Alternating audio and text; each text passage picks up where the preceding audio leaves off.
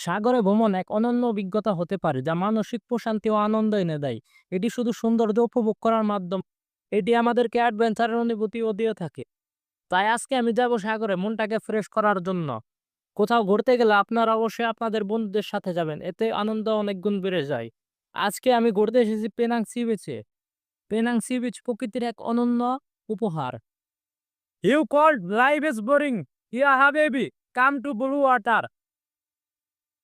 নরম বালিতে হাঁটা, দূর দিগন্তে সূর্যাস্তরের রঙিন খেলা, এ যেন এক অপার্থিব অনুভূতি। সাগর শুধু ভ্রমণের স্থান নয়, সাগর এক ভালোবাসার নাম। সাগর হচ্ছে একটি অপরূপ সৌন্দর্যময় স্থান, এটি প্রকৃতির দান।